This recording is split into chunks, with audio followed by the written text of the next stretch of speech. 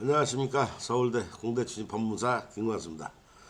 자, 식사를 하셨습니까? 자, 밥도 먹고 점심 먹었으니까 배부르니까 기운을 내서 해봅시다. 자, 이번에는 수입 지출에 관한 목록 중에서 지출 목록 중에서 그 중에서 가족관계를 정하는 겁니다. 기재하는 방법. 부양가족이 누구냐? 나의 가족이 누가 있는데 이 중에 누구를 부양가족으로 하겠습니다. 그러면 그 부양가족 수 본인 포함해서 본인 부양가족 수에 따라서 생계비가 결정되죠. 우리 법으로 기준 중위소득의 60%를 하도록 되어 있죠. 지난 시간에 그거 해당했으니까 이번엔 팩트를 보면서 자 이번에는 자 그래서 수입 지출에 관한 목록 자 수입 목록 했고 자 지출 목록 중에 60%짜리들은 했죠. 일단 간단하게 60%짜리들은 봤고 그래 60%를 하려면 원래 부양가족이 누군지를 먼저 정해야 되겠잖아. 이 가족관계를 먼저 사실은 써야 되겠죠. 그래서 뭐 가족이 누가 있니 이건 뭘 보고 써야 되겠습니까? 가족관계는 뭘 보고 쓴다? 네. 주민등록 등본을 띄셔야겠죠. 주민등록 등본을 첨부해 주셔야 되겠고 등본을 보고 띄는 거죠. 그래서 등본을 보면 관계, 배우자, 자녀 뭐 이렇게 쭉 쓰면 되는 거고 등본을 보고 쓰되 미성년 자녀와 배우자는 등본에 없어도 뭐 따로 거주하는 경우도 많잖아요. 그렇죠?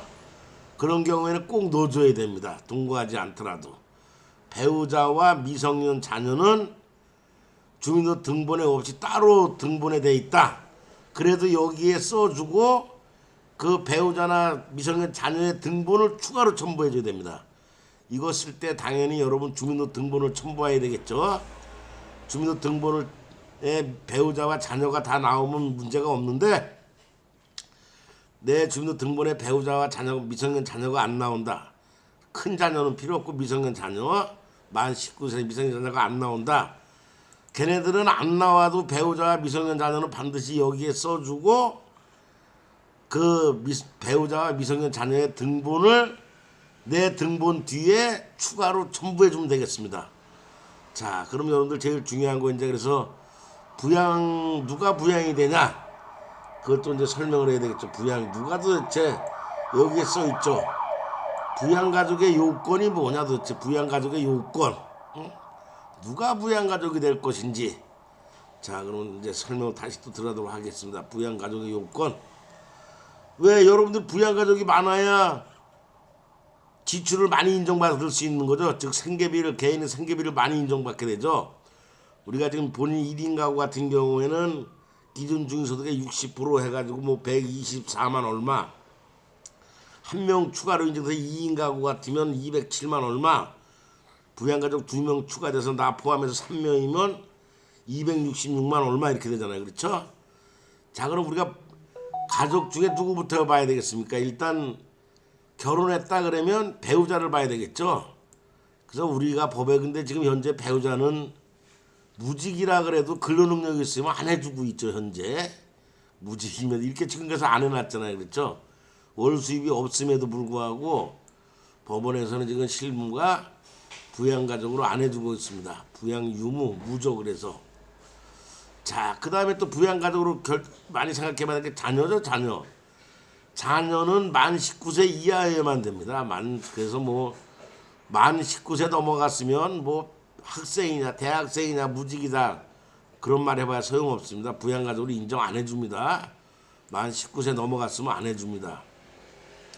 그 부모님 같은 경우 있죠. 부모님을 부양가족으로 들려면 요건이 까다로워요. 자, 첫 번째 동거해야 됩니다. 동거한다면 여기다 기재할 거고 만약에 부모님을 동거하지 않으면서 내가 부양료를 줘야 되겠다 그러면 이 추가 생계비에 기재해야 되는 겁니다. 자, 부모님이 나랑 동거하고 있다 그러면 부양 여부를 결정해야 될 거고 동거하지 않고 있다 그러면 추가 생계비 쪽에서 가서 기재해야 됩니다. 그래서 일단 그래서 부모님을 나의 부양가족으로 넣으려면 동거하고 있으면서 만 65세 이상으로 본인의 소득과 재산으로 생계를 유지할 수 없을 경우 그러니까 여러분 형제 중에 다른 형제가 있다 그러면 여러분 부양가족으로 못 넣는다고 봅니다. 예전보다 많이 까다로워졌어요. 근데 여러분들이 뭐 꼭 따지지 말고 대들어는 봐야 되겠습니다. 일반 원칙을 알려주는 거니까 뭐 난 그래도 우리 형제가 있어도 요구해 보겠다고 할 사람은 해보시기 바랍니다. 일반적인 원칙을 내가 지금 알려드리는 거니까 부모님은 부양가족으로 넣으면 다 이거 있어야 돼. 요건이 뭐라고? 동거해야 되면서 만 65세 이상으로 소득과 재산이 없고 다른 부양할 형제가 없어야나 부양가족으로 넣을 수 있습니다. 만약에 동거하지 않는다면 추가생계비 요구하려면 어떻게 해요? 여기다 똑같이 동거는 하지 않지만 만 65세 이상으로 소득과 재산이 없고 부양할 다른 형제가 없다면 꼭 부모님 생계비를 여기다 추가생계비를 요구하면 되는 거예요. 동거하지 않는다면. 자, 그럼 뭐 또 추가 서류 많겠죠. 자, 그래서 여기 일단은 그래서 부모님 할 때는 배우자의 부모님도 똑같습니다. 배우자의 부모님을 내가 모시고 산다 그러면 배우자의 부모를 여기다 동거 가족에 넣고 65세 이상으로 소득과 재산이 없고 다른 그 처갓집 형제들이죠. 부양가족에 자식할 자가 없다 그러면 여기다 부양가족 넣으면 되겠습니다. 자, 그래서 여러분들 가족 다 알아봤죠? 배우자, 미성년 자녀, 부모, 배우자의 부모. 그 다음에 또 하나 이제 여러분들이 많이 부딪히는 게 미성년 자녀 같은 경우 나 혼자 다 부양하겠다는 법원에서 안 해주죠. 부모가 공동 부양 의무니까 부모의 소득 기준으로 부양 비율을 자녀 정해야 됩니다. 그래서 만약에 여러분들이 남편이 내가 개인회생하는데 내 소득이 200, 배우자의 소득도 200. 그러면 자녀 한 명을 내가 혼자 다 부양한 거로 해달라면 해줄까요? 안 해주겠죠. 그럴 때는 그래서 반씩 나눠야 됩니다. 그러면 여기다 뭐 부양이든지 쓰고 여러분들이 그래서 반을 1.5를 하면 됩니다. 그래서 여기 가셨을 때 이거 뭐 나중에 알려드릴 텐데 여기다 1.5를 쓰고 기준 개인에서 생계비를 조정하면 됩니다. 1.5 이내 1인하고 2인하고가 나오잖아요. 그렇죠? 그래프로 1차 함수로 해서 반 정도 노는 거로 1.5인으로 하면 되겠습니다. 그런 건 이제 구체적인 사례 하나하나씩 보도록 하고 여기서는 개론으로 지금 가족관계를 어떻게 기재해야 될 것이냐 부양가족이 요건이 뭐냐에 대해서 기본적인 거로 해드렸습니다. 그러니까 요 밑에 써있는 건 이거 지금 법원의 전자소송 사이트에서 가져온 양식인데 이게 옛날 거라 그래요. 이게 옛날에는 기초수급자의 최저생계비의 150%를 개인회생 소득으로 인정했어요. 개인회생 최저생계비로. 근데 왜 재수없게 기초수급자하고 비교해냐 그래가지고 지금은 기준중위소득자 60%로 하게 돼 있죠. 이렇게 기준중위소득자. 옛날에는 이게 뭐라고 돼 있었냐? 기초수급자 생계비의 150% 이하인 경우 이렇게 돼 있었어요.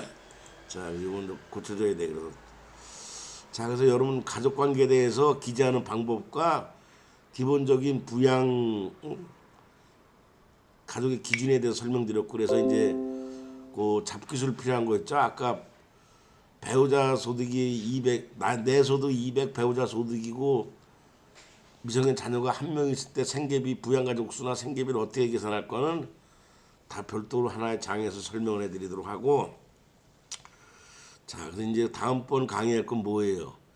60%를 초과하는 경우 이제 기재하는 방법에 대해서 설명드리도록 하겠습니다.